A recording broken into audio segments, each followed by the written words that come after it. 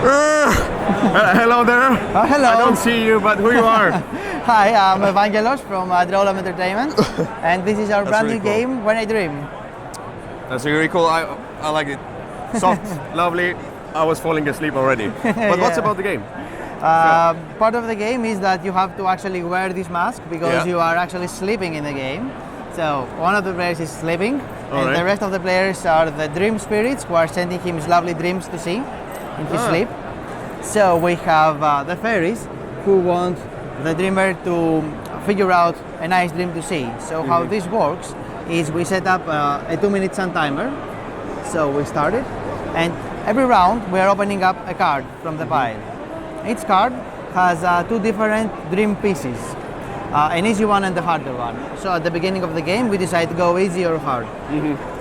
So let's say we have this clue. We're trying to explain the dreamer. He's dreaming about a vampire. So each spirit is going to give him one clue, one word. So you can say like Dracula or blood or whatever, and everybody gives one word. And whenever the dreamer wants, he can try and guess what word you are telling. Yeah. So if I say vampire, it's correct. So we place the vampire in this pile. So this is the pile with the correct cards. Yeah, the scoring pile basically. Yeah. If I make a mistake, so if I instead of wall I said like house or whatever, you place it in that pile. The trick part is though that some of the players are not fairies, they're imps. They want the player to be misguided. They're trying to confuse him to get something different. Which means they will. They have to still try to for him to guess the right word, but on the other hand, they want to give a clue which is like misleading. They want the player to guess the wrong word. So you want to say anything but wall. So anything. previously in the vampire, you could say like a walker or whatever to say a zombie instead of a vampire.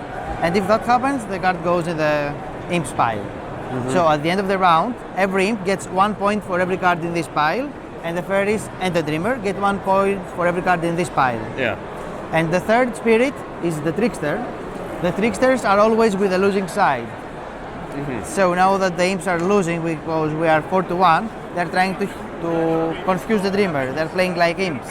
Yeah. But if the imps start winning, they're trying to play like fairies. All right. So they will always go Yeah, to the switch winning sides. side. Yeah. Tricksters. All right, that's cool. And I see there's a lot of cards. There's how many approximately there is like? 64 cards. Each card has 2 clues, so it's 128 clues. Oh, that's quite enough. And it plays from how many players? 4 to 10 players. 4 to 10 players. Yeah. All right, that's cool. And who's the illustrator? This is I see Vincent de Treas. I realized, yeah. And you said the other illustrator. We have 3 illustrators in the game. We have Vincent Dutre, we have Christoph Sval, and we have also used the Asterman Studio, which we have worked with our other game, Mystic Scrolls as well. Oh, I can see the little bit different artwork. I can see this one is probably Vincent de Tre. Exactly. This one is a little bit different, I see.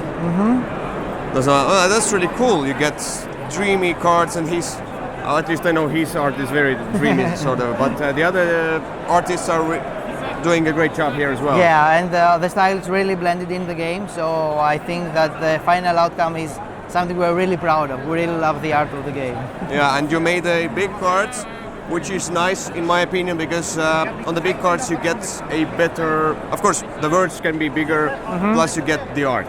Yeah, everybody can see both the art and the clues with at any point they're sitting at the table. Visual clues as well, yeah. Exactly. So, what was the designer, sorry? The designer is Chris Darsaklis. He's also from Athens, so we have been working with him from the very beginning. Yeah, lots of friends in Athens. Yeah. Of course. Yeah, the gaming community and the game designing community is really growing in Greece recently. So that's really great to hear. Yeah. Yeah, and he's the first time designer as well? Yeah, the first time designer as well. Oh, with the motion picture as well, we had the first designer. Actually, cool. They both participated in the Greek design competition, and the fun part is they tied for the 3rd place.